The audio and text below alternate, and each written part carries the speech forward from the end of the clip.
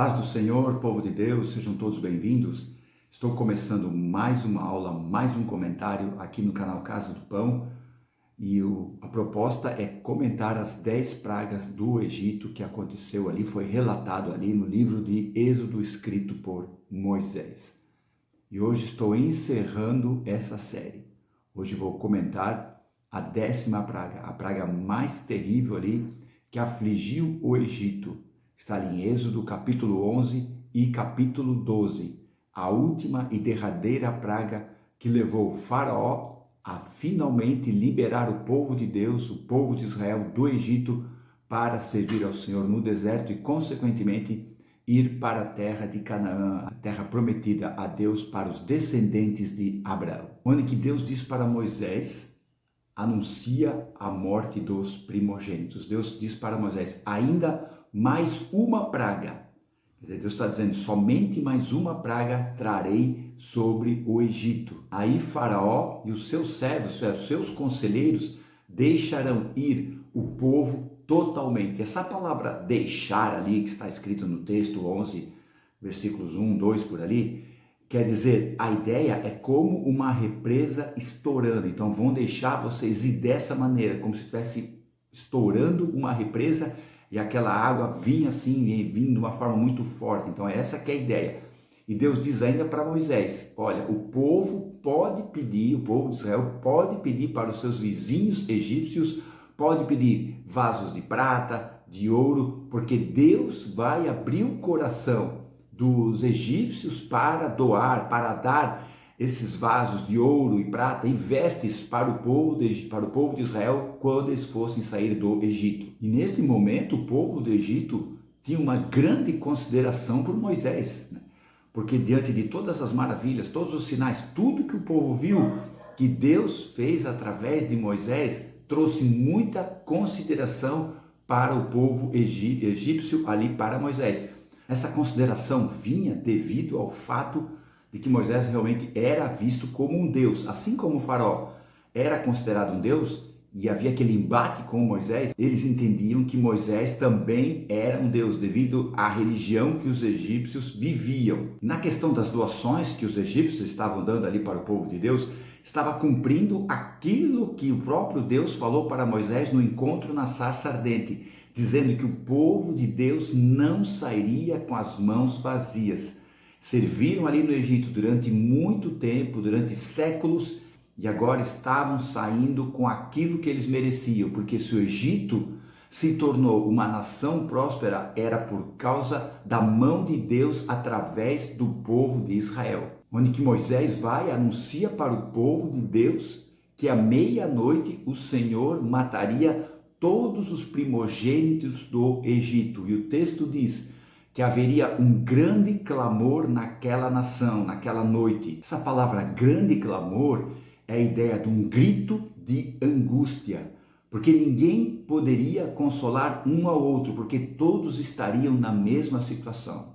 Às vezes você passa por uma situação difícil, aí vê alguém que não está passando por aquela situação, tem forças para consolar você. Mas aqui nesse caso, ninguém podia consolar ninguém. Nenhum egípcio poderia consolar outro egípcio. Tamanha a angústia que todos estavam passando ali naquele momento. A religião egípcia entendia, cria que toda noite, o deus serpente, que era o que reinava nas trevas, lutava contra o deus sol, que era aquele que dominava o dia. Então os egípcios entendiam que toda noite havia esse embate do deus serpente das trevas contra o deus sol da luz. E como o faraó era considerado filho do deus sol, os egípcios iam dormir tranquilamente, porque o seu líder, o seu rei, estava ali pelejando por eles em todas as noites. Só que naquela noite haveria um Deus muito maior que todos os outros, que declarou que naquela noite nem Deus serpente, nem Deus sol sairia vencedor, e sim o Deus Yahvé ia mostrar quem era o Deus verdadeiro. E o texto diz que esse grande clamor que haveria ali no Egito, né, um grande grito de angústia, imagina a situação, né, a cena, né, do que estava acontecendo ali. Enquanto que ali em Israel, em Gozen, o texto diz que nenhum cão moverá a sua língua. Sabe qual é a ideia? Está escrito isso, que nenhum cão moverá a sua língua.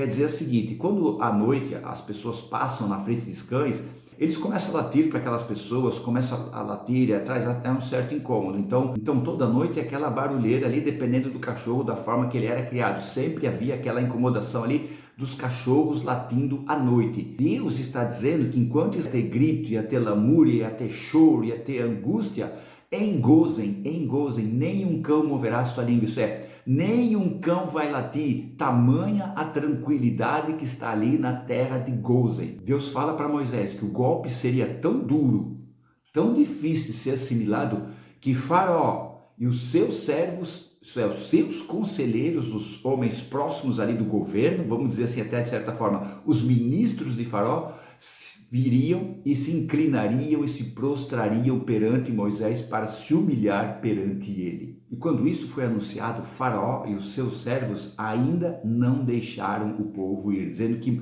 o texto diz que Moisés saiu irado dali. Moisés estava tão irado por causa do quê? Por causa da teimosia, por causa da arrogância, por causa do orgulho de Faraó. Então Moisés sabia que a consequência ia ser terrível. Eu entendo que Moisés não desejava isso para o povo do Egito, já que ele conviveu no povo do Egito por mais de 40 anos. Então, com certeza, havia pessoas que ele tinha um laço de amizade até íntimo, pessoas que ele tinha um grau de amizade forte. Então, ele não queria isso para o Egito, por isso que ele fica irado e sai ali muito irado, porque o Faraó e os seus conselheiros realmente estavam arrogantes, orgulhosos e teimosos em aceitar a palavra de Deus. Isso é o grande problema do ser humano. Por que uns aceitam e por que outros não aceitam? Eu não sei, eu não tenho explicação para isso. Mas eu entendo que as pessoas que rejeitarem a palavra de Deus, rejeitarem o nome de Deus, rejeitarem o evangelho do Senhor Jesus Cristo, a consequência vai vir. Todo ser humano que um dia viveu nessa terra, que vive hoje, que ainda vai viver, todo ser humano merece o juízo de Deus, merece ser julgado por Deus, e a consequência é uma só, ele ser condenado. Só que para isso tem o evangelho. Todo aquele que crê no evangelho é justificado, isso é inocentado. Então, se o ser humano não quer passar pelo juízo de Deus, porque Deus não vai condenar ninguém sem passar por um julgamento, porque Deus é justo. Então, se o ser humano não quer passar pelo julgamento, pelo juízo de Deus, tem que receber o evangelho, tem que receber ao Senhor Jesus Cristo como Salvador. Esse é o foco do evangelho. As pragas do Egito, toda essa história do Egito aqui, de Israel com o Egito, simboliza bem, aponta bem para o plano de salvação de Deus, que não quer ferir o ser humano. Ele quer que o ser humano seja salvo. O profeta Ezequiel escreve, acho que no capítulo 33, diz que Deus não tem prazer na morte do ímpio. Antes, Deus quer que o ímpio se converta dos seus caminhos, seja e viva, se converta dos seus caminhos e viva, isto é, seja salvo. E a praga estava vindo, mesmo diante de todas as maravilhas, diz o texto, todas as maravilhas que ocorreram ali na terra do Egito, mesmo assim, Faraó e seus conselheiros não aceitaram, endureceram o seu coração mais ainda. Essas palavras maravilhas quer dizer poder especial de Deus, uma ação do poder de Deus. Então entenda, Deus mostrando que Ele é real, Deus mostrando que Ele é poderoso, que não há outro Deus além dele, e mesmo assim o povo do Egito não aceitava. E a praga seria tão terrível, a morte dos primogênitos, que até o povo de Deus devia se preparar para esta praga. Das 9 pragas que ocorreram, em nenhum momento Deus diz para o povo de Israel se guardar. Agora esta praga seria tão terrível que Deus diz para o seu povo se preparar para esta praga. Onde Moisés orienta o povo, está ali Êxodo capítulo 12, a instituição da Páscoa, onde Moisés orienta o povo para cada família pegar um cordeiro de 1 ano, sem mancha, para o sacrificar, e depois assar esse cordeiro e fazer um banquete com ele, junto com pão e ervas amargas. Se a família fosse pequena e o cordeiro fosse demais, então era para se juntar com outra família pequena. E o sangue daquele sacrifício era para passar nos umbrais das portas, esse sangue para marcar a casa para não ser atingida também pela 10ª praga. Olha que praga terrível. Deus orientando o seu povo para também se preparar para esta praga. No versículo 23 do capítulo 12, o texto diz que o Senhor passará a ferir o povo do Egito. Porém, as casas que tiveram sangue no umbral da porta, o destruidor, olha só, o destruidor passará por aquela casa, não entrará nela. Por isso que o termo Páscoa, passagem, porque o destruidor passou daquela casa, não entrou nela para ceifar aquela vida. Exatamente à meia-noite, o Senhor passou pelo Egito e feriu, isso é, matou todos os primogênitos do Egito, desde o filho do faraó, até o filho da serva mais humilde, até o filho do prisioneiro, até os primogênitos dos animais. Todos os primogênitos foram mortos pelo Senhor naquele horário, meia-noite. E diz que Faraó se levantou naquela noite e ouviu o clamor da nação, ele ouviu o clamor do povo.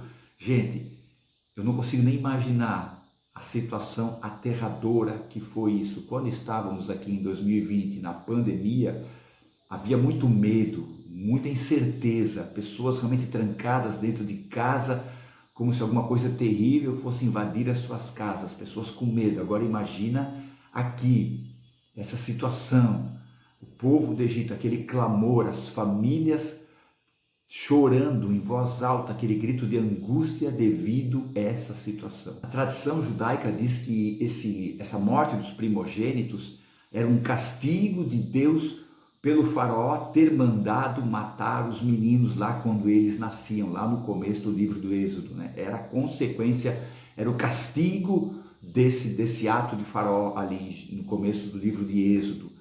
E imagina, gente, o anjo da morte, o destruidor, o Senhor que mandou ali, ele veio e matou os primogênitos à meia-noite, quando eles estavam dormindo.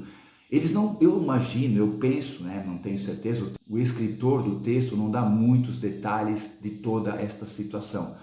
Mas para os pais acordarem à meia-noite para acudir seus filhos e ver que eles estavam mortos, é porque os filhos devem ter realmente reagido de uma forma terrível a este anjo destruidor.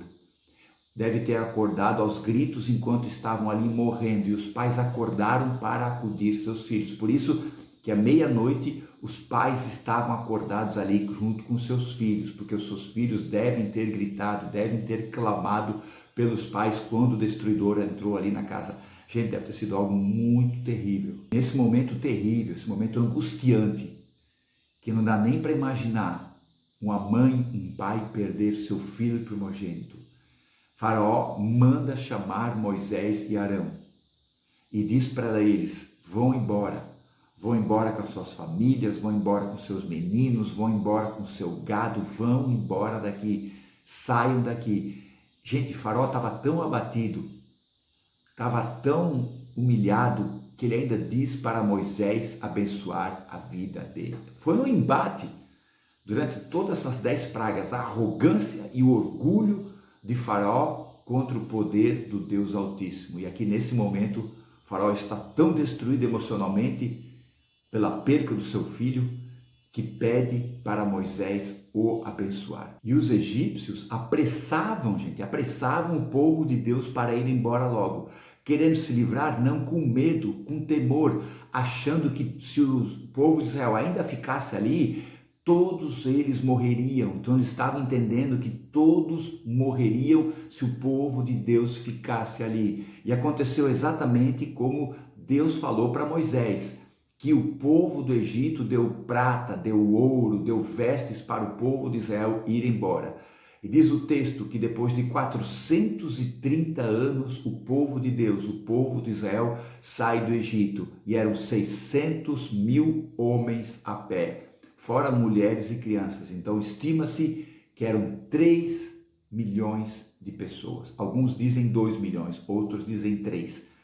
Mas estima-se que era de 2 a 3 milhões de pessoas. E assim o povo de Deus finalmente saiu do Egito. Precisava ser assim? Precisava acontecer dessa maneira para Faraó liberar, para Faraó deixar o povo de Deus ir embora. Gente, se Faraó tivesse lá na primeira praga, ou talvez na segunda, terceira, quarta ou quinta praga, deixado o povo de Deus ir, a situação não chegaria a esse caso. Então precisa o mundo ver a revelação de Deus através das taças da ira? Não, não precisa.